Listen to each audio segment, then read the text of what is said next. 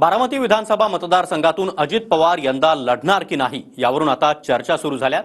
यामागे दोन कारण आहेत। पहिलं म्हणजे जय पवारांच्या लॉन्चिंगची चर्चा सुरू आहे आणि दुसरं म्हणजे अजित पवारांचाच एक व्हिडिओ सध्या चांगलाच व्हायरल होतोय। पाहूया त्या संदर्भातला हा रिपोर्ट।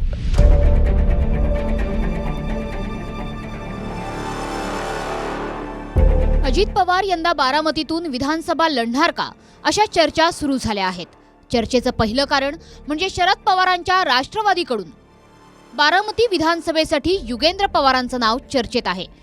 त्यांच्या विरोधात अजित पवार त्यांचे पुत्र जय पवारांना बारामतीत उतरवणार का याचे कयास बांधले जात आहेत। दुसरी गोष्ट म्हणजे जर लोकसभेत सुनेत्रा पवारांचा पराभव झाला तर यापुढे आपण लढणार नाही असं अजित पवारांनी लोकसभा प्रचारावेळी बारामतीकरांपुढे म्हटलं होतं। तेही विधान आता व्हायरल होत असल्यानं अजित पवार दुसरा मतदारसंघात लढून मुलासाठी एक सुरक्षित मतदारसंघ सोडतील का यावरून तर्कवितर्क मांडले जात आहेत।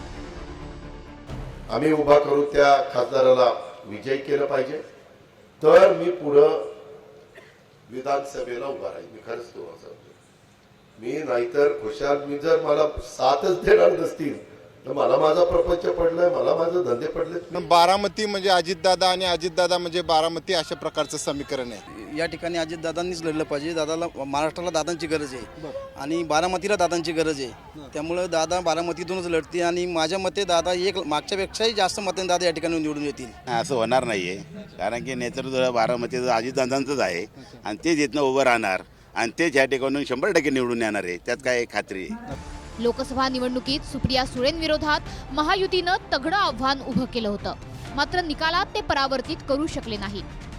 2019च्या तुलनेत बारामतीत सुप्रिया सुळेंचा लीड घटला, मात्र मताधिक्य राखण्यात त्या यशस्वी झाल्या। 2019ला सुप्रिया सुळेंना बारामतीतून 1,27,000चं लीड होतं। यंदा बारामतीतून त्या 47,381 मतांनी आघाडीवर राहिल्या।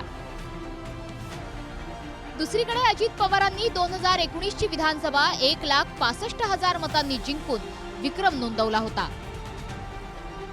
राष्ट्रवादीच्या मेळाव्यात अजित पवारांनी विरोधकांवर निशाणा साधत विधानसभेच्या तयारीला सुरुवात केली आहे। मात्र लोकसभेनंतर विधानसभेत बारामतीत कुणामध्ये सामना रंगणार याचीही चर्चा सुरू झाली आहे। हौसे नवसे गवसे येतील, काही सांगण्याचा प्रयत्न करतील, त्यांच्यावर विश्वास ठेवू नका। हा अजितदादा शब्दाचा पक्का आहे, त्यामध्ये कुठं बदलणार नाही। पाठीमागच्या काळात लोकसभेला काही वेगळ्या पद्धतीचं वातावरण तयार करण्याचा प्रयत्न झाला। खोटं बोलले, किती रेटून पण खोटं बोल, अशा प्रकारची गोष्ट या लोकांनी केली। योगेश बोरसे, TV9 मराठी, बारामती, पुणे।